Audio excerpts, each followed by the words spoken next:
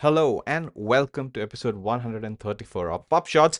While Tony is cleaning his spectacles and probably sees Oh, there we us are. clearly for the first time. This is Dr. KK. I'm the innovation officer at Trinka, and this is PubShorts as always, 134th episode, titled My Number, and why we call it My Number is going to be explained by Tony. Eloquently, I might add. Yeah. I'll do my best. Hello, everyone. I'm Tony O'Rourke, and welcome to this latest episode of Pub Shorts, episode 134. Good Lord, how did we get that far? And as for those of you who are regular viewers of this podcast, or what does somebody call it? A vidcast, somebody referred to it the other day, Yeah. we'd like to name episodes after songs, the themes of the episode after a particular song, and this week is no exception. And this episode is called "My Number." Now, Uh-huh. "My Number" is a song by the band Foals, Mm-hmm. and the song's obsession with counting, pressure, and visibility fits with this week's stories about article level metrics, missing metadata, AI reviewed preprints, and the question of what really counts when numbers start standing in for judgment.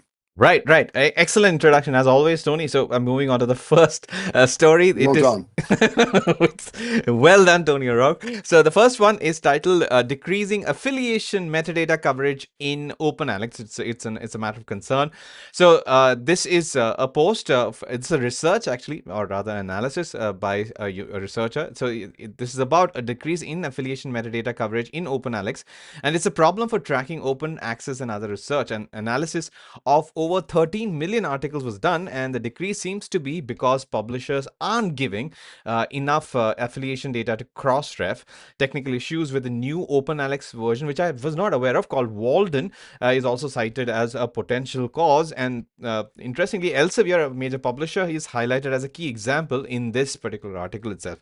So overall, the results show a sort of an notable decline in the metadata, especially affiliations metadata in the 2024-2025 period, especially so with the new OpenAlex Walden release, and Elsevier's data show a particularly steep decline in affiliation metadata coverage. I believe that we'd already talked about something like this in December related to metadata and it's not being indexed properly. So I strongly believe, we've talked about, Tony, you and I have talked about infrastructure being one of the key ingredients in terms of going into the future where AI is going to be so dominant. So to evaluate quality, to ensure that things are high quality, you need robust metadata maintenance. And if suppose the systems are not talking to each other, this is going to be a big problem. This is my thought. What are yours? What are your thoughts on this? Well, just stepping aside just for one moment in terms of the role of the publisher. I mean, 30, 40 years ago, the role of the publisher wasn't about producing metadata. The role of the publisher was simply to disseminate the content, to get when it comes to journals, getting the content peer reviewed,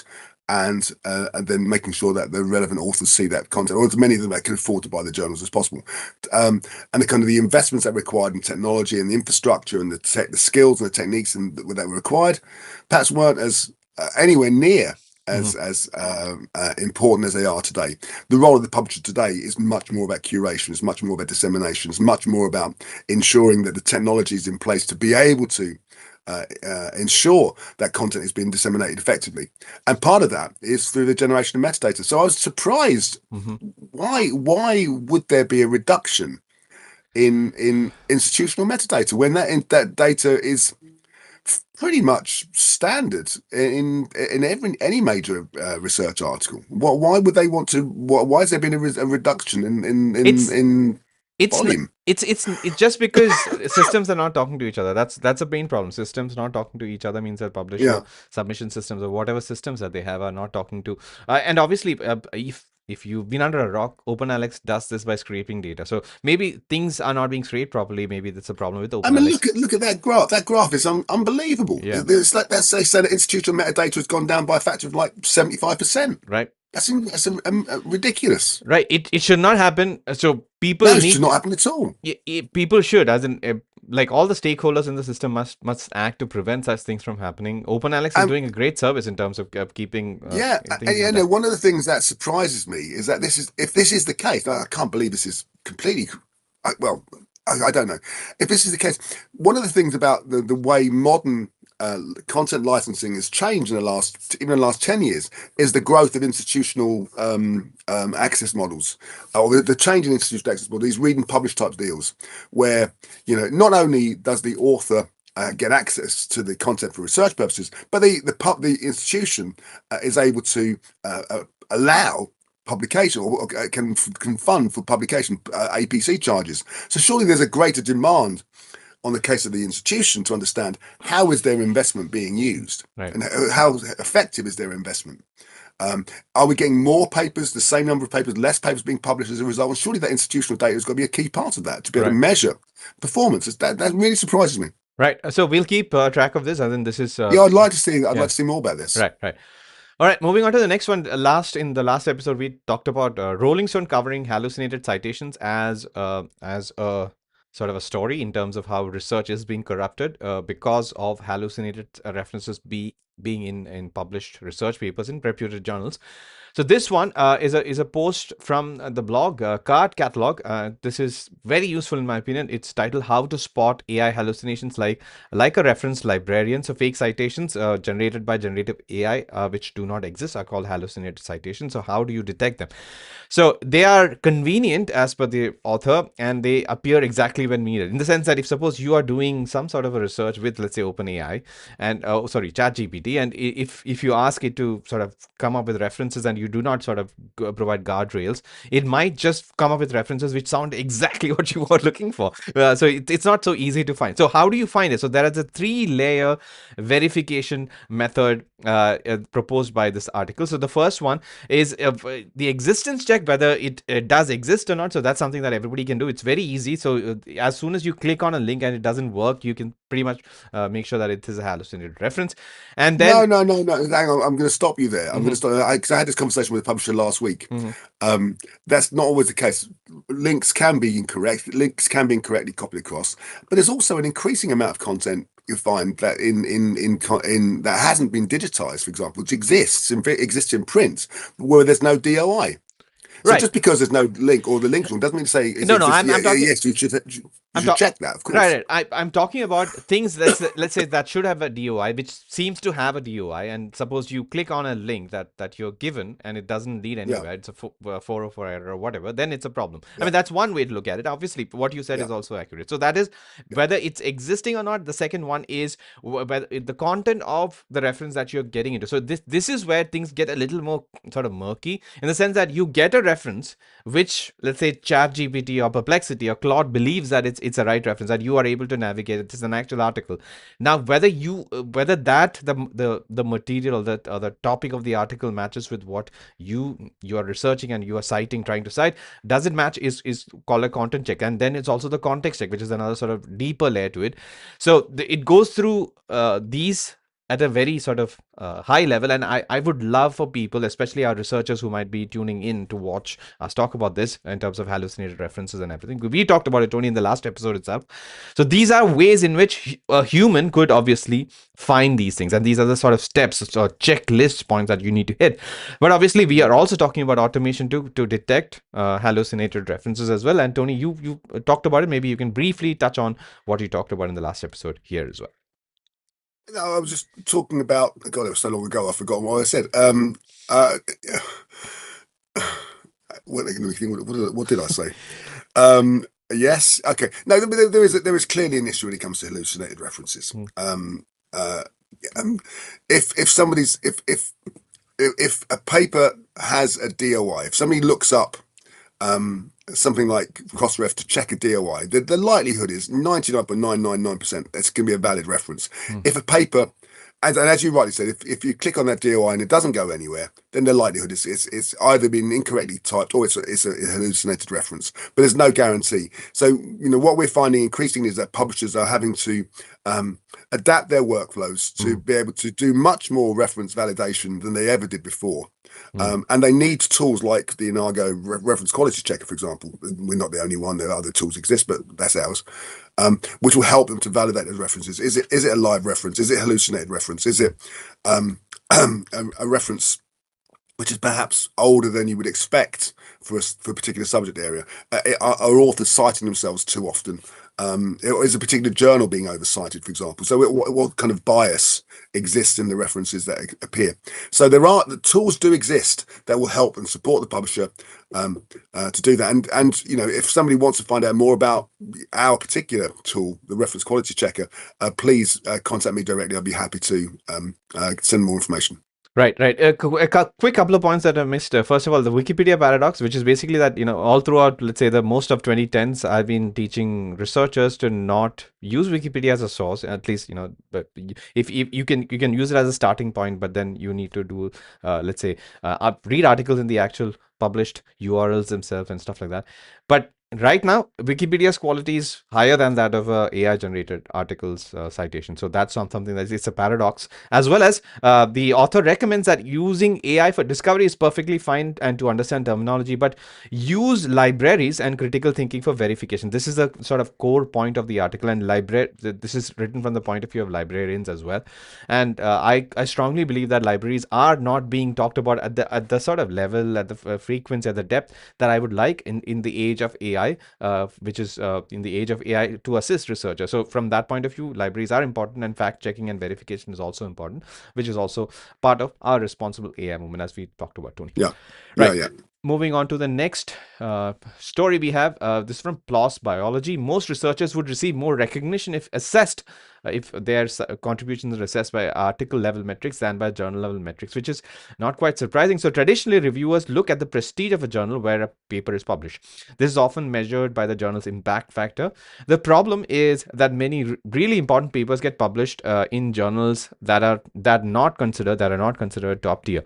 So this study looked at article level metrics, like how many times a specific paper is cited, versus journal level metrics, and they found that most influential papers are actually in lower tier journals, which means that using only journal prestige, we are missing out on a lot. And so which I agree with. I mean, I wasn't aware that so many sort of influential articles were published in lower tier journals. I guess that would mean like Q2 and maybe not Q1, that kind of a thing. So this obviously affects researchers. So if researchers are not getting due sort of quote unquote credibility, if you look at just the journal prestige and the impact factor alone, is the main point of this. And what are your thoughts on this? Do you also sort of I, feel that? I, I'm not surprised by this at all. There is and has long been a focus on the kind of the broader metric, the journal level metric, Mm-hmm. rather than the individual author metric. Individual author metrics are, they're not sexy news stories. Mm-hmm. The news stories is, has this journal got an impact factor? Has it lost its impact factor? Not has this journal had 200 citations this month, rather this particular article had 200 citations this month compared to last month. They're really important things.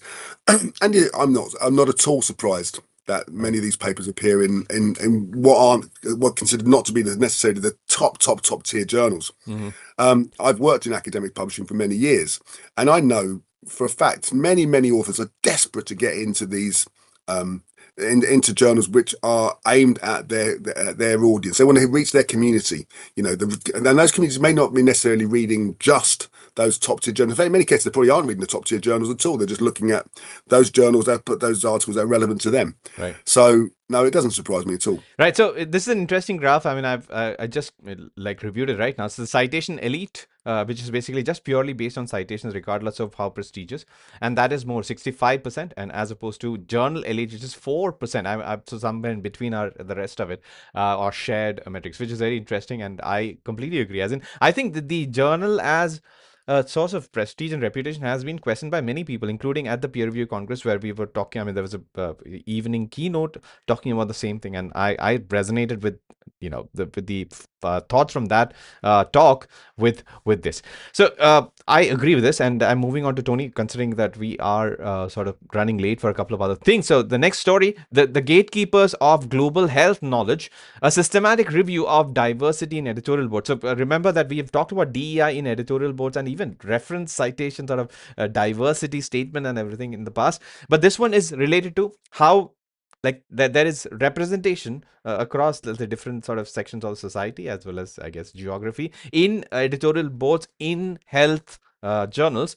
So this is a systematic review and the findings. So they the goal of the authors was to highlight how power and representation are distributed in global health publishing, noting that scholars from minoritized minority groups are often underrepresented. So the review found that editorial board members are and editors in chief are predominantly men based in high income countries, particularly the US. This mirrors similar findings in authorship diversity, suggesting systemic epistemic inequities.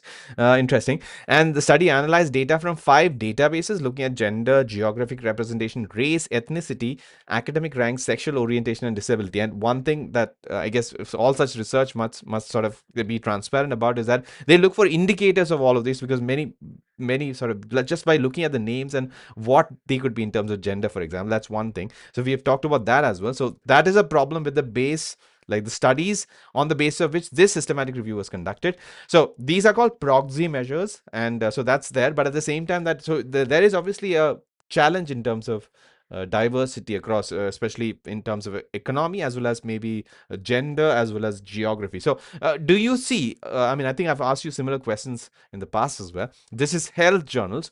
Do you see this trend being, let's say, reversed, or rather becoming more sort of equitable across all the different sort of Oh dimensions no, that we this talk is about? becoming much more equitable. I mean, if you compare the same data with say 20 years ago or 30 years ago, you'd seen an even worse Right. situation.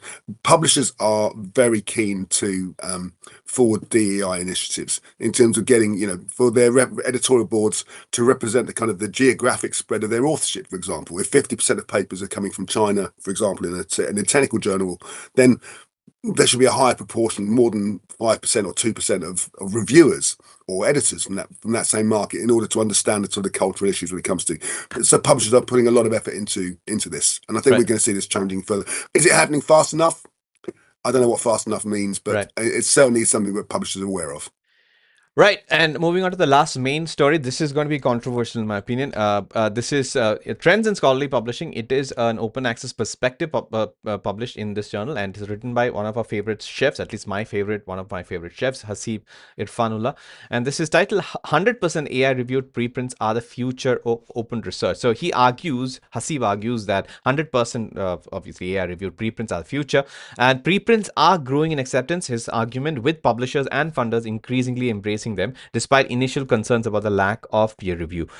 Traditional peer review journals have flaws. We have talked about them many, including open access related challenges like APCs, which are not affordable in many low income countries.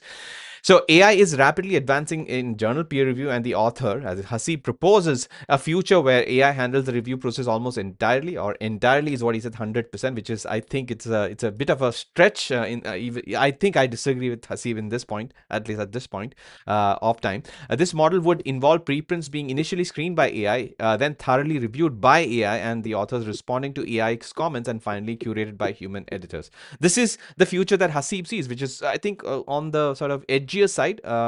What do you think? I mean, do you also see this? We've had conversations with the people behind preprint servers, and do you think that this is something that they would resonate with? Um, Absolutely resonate with the fact that a peer review type services are being more and more considered and used by preprint in the dissemination of preprints. And as we've said many times, in certain subject areas, preprints are already dominant, more dominant than the journal themselves. I mean, in Right. high energy physics, for example, it's been dominant for 20 plus years. Um, uh, is it going to be 100%? I don't think anything's ever going to be 100%, frankly. Mm-hmm. I think I think we are going to see an increase in the number of papers that are disseminating from preprints to journals. I mean, many journals will have active programs in place to be able to attract preprints, and not just preprints, but to encourage the author of the preprint to submit their paper to their research journal. Mm-hmm. Um, I had one only recently, for example, for a poster I contributed to, where a journal I'd never heard of wrote to me, completely irrelevant, said this would be relevant for our journal. Mm-hmm. And it was purely down to a poster summary, an abstract, Yeah. which I published. So I think we're going to see more of it. But I think one of the things more important, we're going to see a real increase in this of the standing and reputation and view of the importance of preprints in the academic process. And that, I think, will impact on terms of how papers move from one type of content preprint to a journal. Right. Right, moving on. I think I miscounted the number of main studies. So this is another article, the last of our main stories. It's from science.org. AI may upend online studies critical to social science. So AI is becoming a big problem in social science, and it's underreported, is what the claim of the article. So what is the problem? So sophisticated AI bots can now fool detection methods used in surveys and games. So AI can respond instead of humans, and that creates a big problem in terms of survey based methodology. So this is a Pandora's box situation as per this article, and this means the end of easy access to large online data sets as well. So this is a problem which I think until I read it, I should have thought of this, but AI can easily sort of give survey response. So we kind of lose a big uh, I guess a methodology that we've been using, especially in the context of social sciences. We lose that as a tool in the researcher toolkit, and that's concerning. What are your thoughts, Tony? No, there's nothing more I can say. Mm, That's been long been the concern, in terms of this technology isn't going away, but it needs to be adopted in a way that the researcher can still maintain their analytical skills right. and still develop their analytical skills. And yeah, anything that threatens that is bad for science. Right, moving on to quick hits. The first one from Silverchair. There's a blog which talks about AI teaching humans about AI. Silverchair has a new, a unique AI-powered training program where Claude acts both as an instructor and a subject to foster AI skills across its global workforce. And the evaluations are also done by AI. But Claude is doing everything, Tony. And I think this might actually not be bad because I've seen that Claude can do all of these things. And people in the publishing industry as well, the people who are like more experimental adventurers are also shifting to Claude. So I guess Silverchair has sort of picked up on this trend. And so this is a prompt based sort of a learning architecture accessible by Confluence, which I think there is their platform to run their operations, and structured around 4-level proficiency of framework. 4-level proficiency framework as integrated throughout their talent lifecycle. So my question to you, if Silverchair is doing it, should every publishing organization adopt some method or the other to teach its staff AI so that they can upskill and sort of face all the I, problems? Yeah. if you're a publisher in the 21st century, in the 2020s, and you're not educating your staff on the tools that your content producers are using to generate content, then you're failing. Every single person in the editorial process, in the academic communication chain, needs to understand what is happening, needs to understand how AI is being used and how it's impacting on the content that they're reading. If they're not doing that, then they're failing. Hmm. Interesting. All right. So the last story that we have, it is from the Scholarly Kitchen, and it's actually about a month too late for us to talk about it. But still, ask the chefs, what would you ask an academic publishing Santa? So there are many answers, wonderful answers. So one is about in terms of metadata improvement in infrastructure, then solutions for the peer review crisis, and prioritizing, incentivizing sort of good deeds as opposed to punishing the bad ones. Lots of interesting perspectives. I'm sure, Tony, you've read it. I'm asking you, what would have been your wish if I had you been asked this question? The one Uh, Santa wish. Thank you for putting me on the spot. Um, I suppose it would be the fact that every single publisher Hmm. is introducing tools that will manage help them to manage their workflows. AI tools help identify the use of AI within their workflows at every stage. Hmm. That would be. I'd like to see more openness, more honesty from publishers in terms of where the gaps are, where those needs are. Hmm. We're seeing it being embraced. It's not being embraced perhaps as quickly as you might imagine, but it's certainly being embraced. But there's a huge demand for this, Hmm. and my wish would be that suddenly a light bulb goes on above every CEO's head to say, we accept this is absolutely critical, Hmm. and that we need to invest in this. Yeah, and my wish is for Santa to ensure that the people who make the research are at the center, are at the focus in terms of all the policy measures that are put in place regarding AI. So we need to make the lives of researchers, I guess, easier to create high quality research, and we should all, as in the academic Yeah. publishing And that infrastructure. story you mentioned earlier on about the importance of author metrics Yeah, rather than journal metrics is an example of that. yeah. we need those stories need to be sort of shared as much as this journalist had a 20% increase in impact factor, or this one's altmetric score is 5% higher than it was last week. It's the sum of the individuals that really determines how important Yeah. a publication is. Yeah. Very, very appropriate sort of closing note to an episode that is titled My Number. But this is the 134th episode as well. So Tony will tell That's you. my number. Tony will tell you how to listen, watch, and maybe follow us across wherever we can be found. So Tony, Yeah, please. Yeah. I'd love to. So I hope you've enjoyed this episode of PubShorts, episode 134. If you'd like to see the previous 133 episodes, I urge you to go over to our playlist over on YouTube. Just search in Longue PubShorts and you'll see all previous 133 episodes. Press that like button. Excuse me, I haven't got this coffee yet. Share with colleagues. And give us some suggestions for topics for future episodes. We'd love to hear from you. Yeah, I cannot leave you without asking a question about Folds. Do you have any experiences going to a Folds gig, or do you have any interesting I related? I know very often, KK. Most times when you come up with a name for an episode, I'll know the band. I'll have heard the band. Right. I can honestly say I don't think I've heard a single song by Foles, and I'm going to go away today and Right. not only do my Chat GPT summary for the year, but also do that whilst listening to Foles. Excellent. So until the next time, this is Dr. KK signing off for Tony as well as the team that helps support us to bring such content to you. So we'll see you in the next one. Bye bye. Bye bye, Tony. See you in the next one with a better knowledge of Foles. Bye.